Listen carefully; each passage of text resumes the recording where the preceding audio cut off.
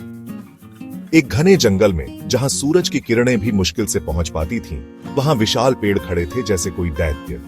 ये पेड़ हवा में फुसफुसाते हुए अपने रहस्य बताते रहते थे। शाखाओं पर बंदर उछलते कूदते और चिल्लाते रहते थे।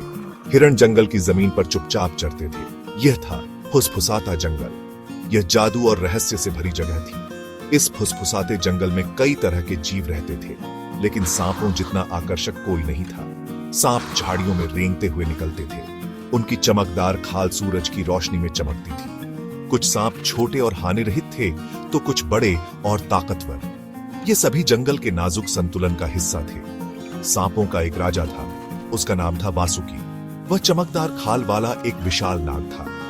वासुकी अपनी बुद्धिमानी के लिए जाना जाता था। वह हमेशा जंगल की जरूरतों को सबसे पहले रखता था। सभी जीव उसे प्यार करते थे और उसका सम्मान करते थे। वासुकी के पास एक अनोखी शक्ति थी। वह दूसरे जानवरों से बात कर सकता था। इस शक्ति का उपयोग वह फुसफुसाते जंगल में शांति बनाए रखने के लिए करता था। हर कोई वासुकी की दयालुता की प्रशंसा करता था। वासुकी एक काई से ढके पत्थर पर आराम कर रहा था। वह जंगल की धड़कन को सुन रहा था। अचानक उसने शोर सुना। पंछी घबराकर उड़ गए। छोटे छोटे जानवर इधर उधर भागने लगे। एक जवान सांप जोर जोर से अपनी बड़ाई कर रहा था। उसका नाम था कालसर्प।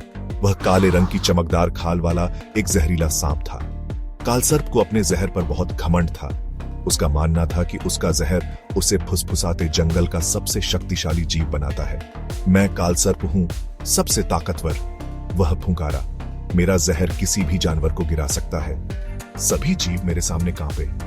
कालसर्प इधर उधर लहराते हुए अपने जहरीले दांत दिखा रहा था। वह चाहता था कि हर कोई उससे डरे। वासुकी ने दूर से कालसर्प को देखा। उसने दुखी होकर अपना सिर हिलाया। वह जानता था कि अहंकार खतरनाक हो सकता है।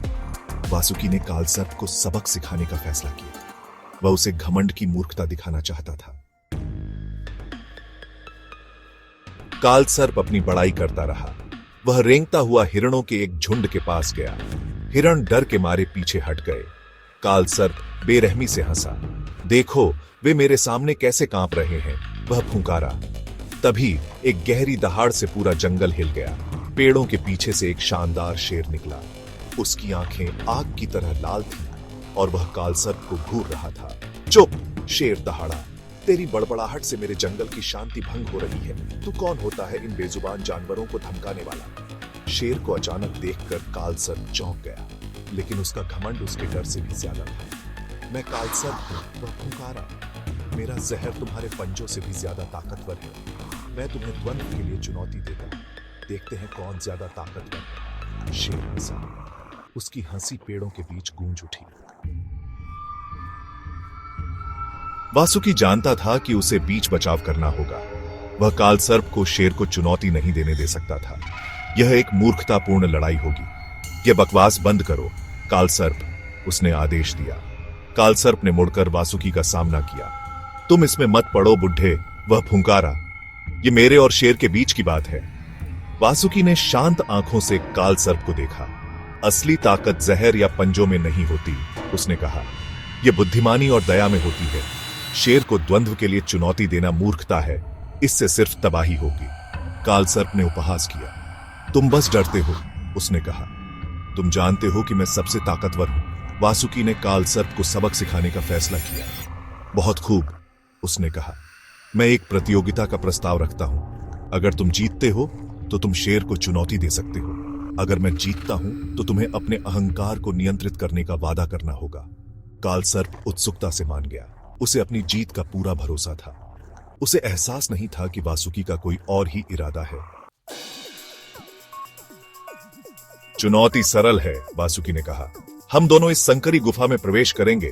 जो पहले दूसरी तरफ से निकलेगा वह जीतेगा। कालसर्प ने सोचा कि यह एक आसान जीत होगी, लेकिन वह फंस गया। वासुकी गुफा के बाहर इंतजार कर रहा था। उसने कालसर्प को धक्का दिया और कहा, मेरे पीछे आओ। वे दोनों गुफा से बाहर आ गए। कालसर्प ने कहा, मुझे माफ कर दो। वासुकी मुस्कुराया। हम सबको सीखना है। कालसर्प ने सीखा कि असली ताकत दया और बुद्धिमानी में होती है, और इस तरह जंगल में फिर से शांति और सद्भाव लौट आया।